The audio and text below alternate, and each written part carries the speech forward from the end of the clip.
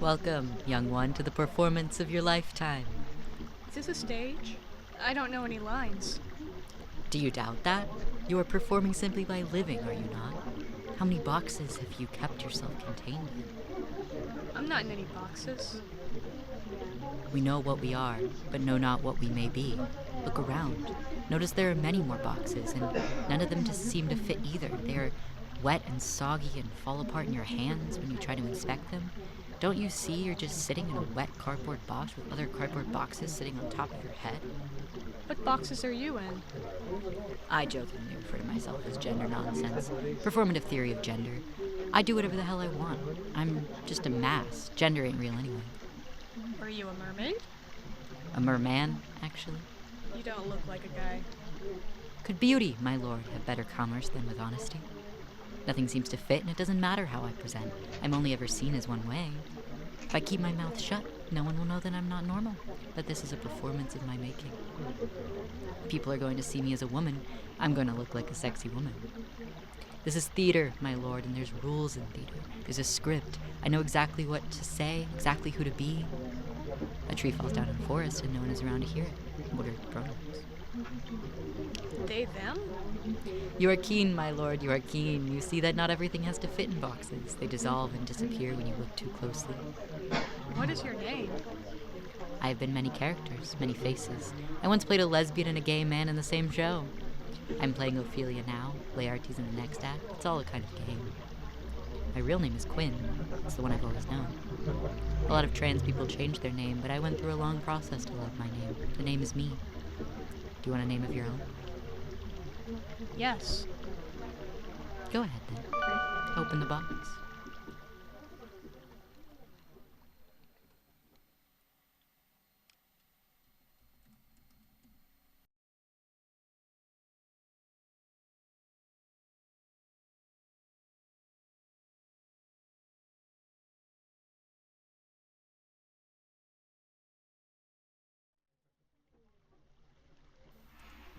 There's rosemary. That's for remembrance. Pray your life remember. I'm not going to point out that it is welcome. If people can't see that I'm sitting right there, then they can have their assumptions.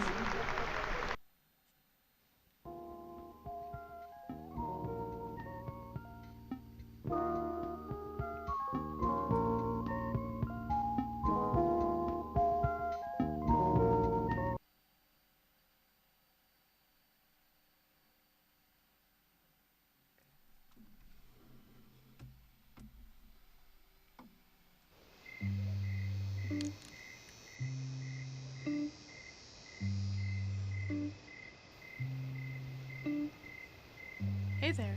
My name is Deadly Kill. Why is your name Deadly Kill? I'm just trying it out. I went by the same name for a while. I got this sense of, I've got to change everything. I've got to be a new person, or my weakness will poison everything. That kind of feeling. I also wanted to try and re-relate to femininity, I guess.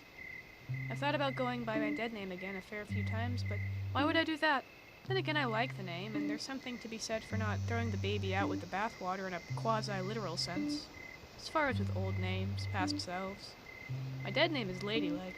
I don't mind saying it. Someone once said a dead name is so named because it's the one on your gravestone, not because it's, quote, dead to you. But why Deadly Kill? Deadly Kill is an anagram of Ladylike. When I was choosing a new name, I was like, well, that one's always been around, and I've always liked it. I like the consistency. Where are we? We're on a porch in the mountains. These are shitty porch chairs. This is where my friends and I share gripes and grievances about the sense of alienation in trans and queer circles, the messiness that we're not safe to divulge to anyone other than fellow trans women. Or we just talk about gaming, hobbies and tendencies associated with male autistic nerds. Sometimes I play music out here. You can join me if you like.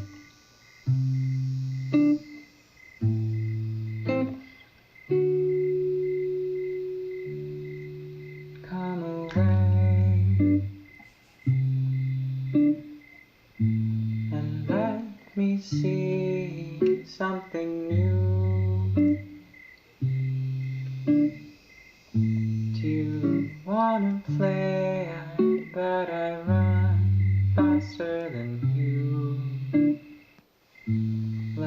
spend a day and forever as two feathers of a bird, baby blue.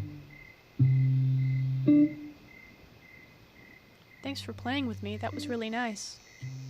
I think you should take that with you.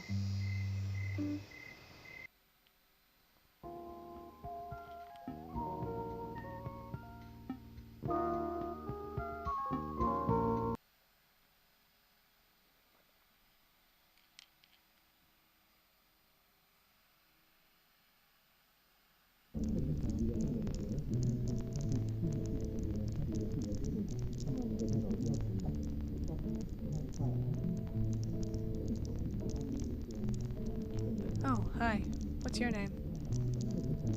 Ladylike, Hello, Ladylike. It's nice to meet you.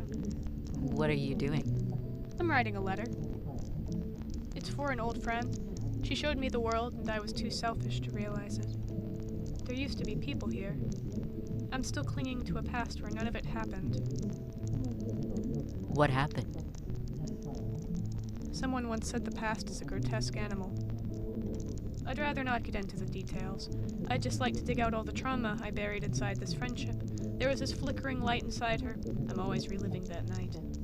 What night? It was June. She'd taken me to a commune in Tennessee. We sat around a campfire like this one, Appalachia in the fall, brown and crunchy. It was dark. The fire made me feel safe in a primal way. To know the people around you and for them to know you, that also made me feel safe. And she knew me better than anybody. She made me in a way. Who is she? I get it. You want her name so you can steal it for herself? Her name was Eleanor. Go crazy. Eleanor helped me feel secure. Before we met, I had started looking at images of myself and feeling disembodied. I experienced dysphoria. I started referring to myself as non-binary and, eventually, a woman. Somewhere in it all, we moved in together. My gender felt liquid. I was vulnerable and insecure, and I made a lot of mistakes. Is this letter an apology? Yes. Could you read it and give me your opinion? Yes. Thank you. What do you think I need to do?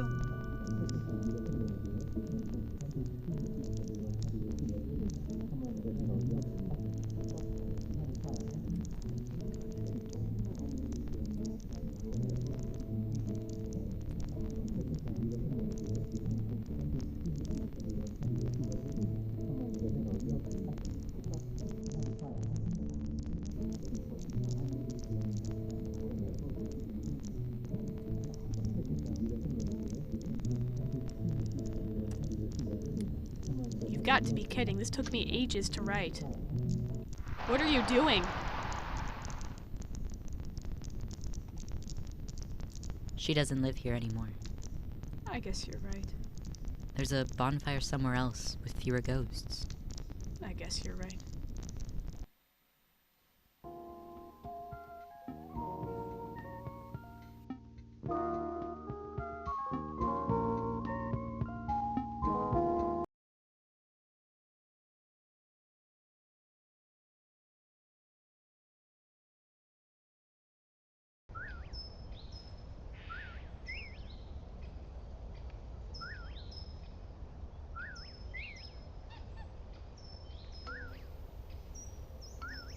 Oh, hello. Who are you? That's a complicated question. You'll find it's hard to discern where I end and the forest begins. Increasingly, I am made of forest smells, a specific ratio of sand and clay unique to this backyard, pine needles, holy berries. Oh, and my name is Rye, if that's what you meant. You look like you're decomposing. Well, I'm not. I'm relearning how to assess joy and enjoying being in my body, simmering in the sun. But also, having a body takes a lot of work. That's why I help with the pruning around here. Come to think of it, I pruned my body recently as well, to the same effect. Pruned? You may not know what it feels like to be overgrown, to be pruned. I've had this great sensory stressor removed from my life. I've been relearning posture. I remember now, I used to care how I stood. I can care again. Some people are scared of the shears, but just look at me now, my new growth, free from thorns, a shelter for myself. Can I help? I think that plant in your hands could use some help. If you help by pulling that dead leaf, it might give you something back. What does it say?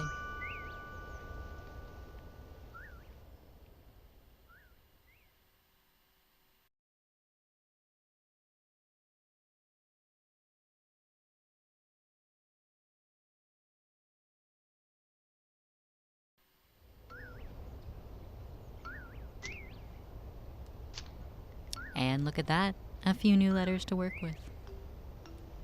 You can take that plant with you as long as you know it belongs to itself.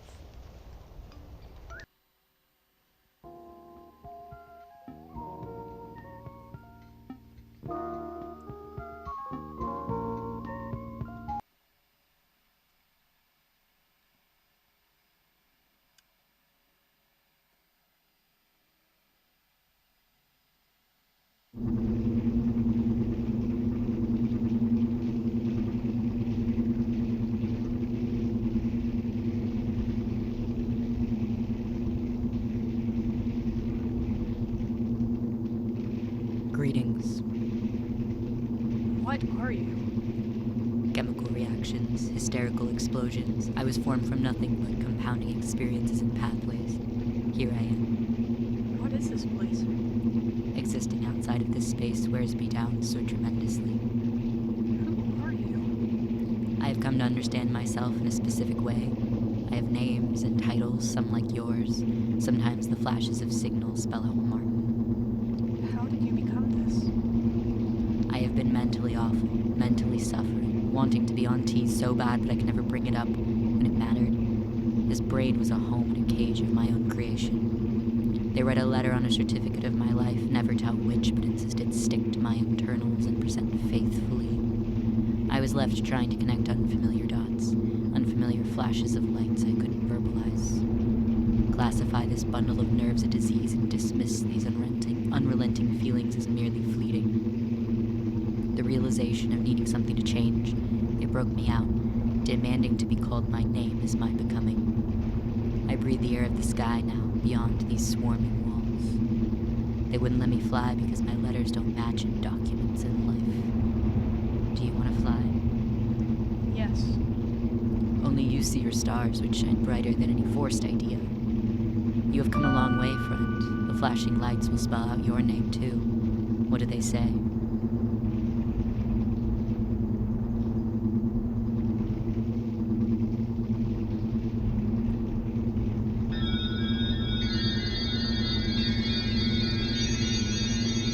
How do I know if this name is right? It may not be. That's okay. There's time and space to change. There's a cathedral of chances to find yourself. I never thought I would decipher the lights, but here I stand, bearing myself in a way I never dared to imagine. My insides are art forced to the front. Behold the forbidden. This chain reaction is all I offer you, in the entirety of me.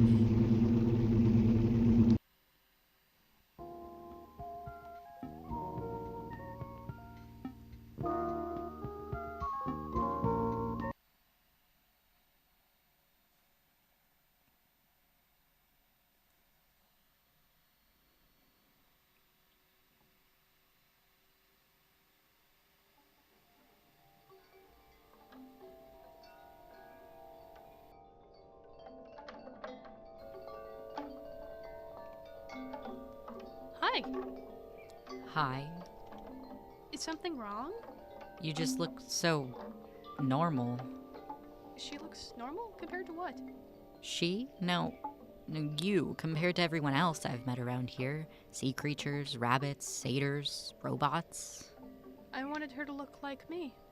Her? Like, third person? I'm not referring to myself in the third person. She, the thing in front of you, is a digital avatar, and I'm not there. I live in real spaces now. You could too. How do I live in real space? I used to feel stronger in online spaces too, especially early on in transition. In real spaces, especially in big cities, I feel most like myself now, whenever I'm roaming through a big city and meeting new people. Being able to walk around completely femme presenting is a completely new experience. I can actually get seen how I want to. All of my best memories are recent memories. I made a lot of friends in online forums, and I still check in on them from time to time, but I don't live there anymore. Is this what you really look like? The purple eyes are just for fun, but otherwise, yes. I see you have something of mine. Do you know how to use it? Not yet. Could you show me? Of course. The earliest memory I have of her is age 8, when I acted like I hated getting my nails painted on the playground by the girls instead of running from them like the other boys in class. At age 10, I tried to walk with the other girls into the restroom, but got stopped. At age 11, I asked a boy at public school what he thought about guys wearing girl clothes and got upset and confused when he thought that was for gay men. By age 13, I was trying ways to cut my t-shirts and boxers into skirts, bras, and tube tops because I wanted my own girl clothes that bad. I still flinch and feel fear from the sound of someone coming into my room too quickly. At age 14, I already knew the names of 3 different transition meds I wanted to take when I could finally be on my own. Getting caught and outed at church is still the worst thing I've ever felt. I don't know if I'll ever get that talk with my parents out of my head when I think about them meeting her. I'm 25 and still feel the same fear. The first step to his grave was starting transition. The second step was surrounding myself with friends who knew her. The third step is working and living as her. I don't know if I have what it takes to kill him. When I take my last step, I'll tell you everything I couldn't about her. I have to. She'll die if I don't. I don't know if there is still time, but until his grave is filled, she'll be choking on fear and one breath closer to death. Take a look.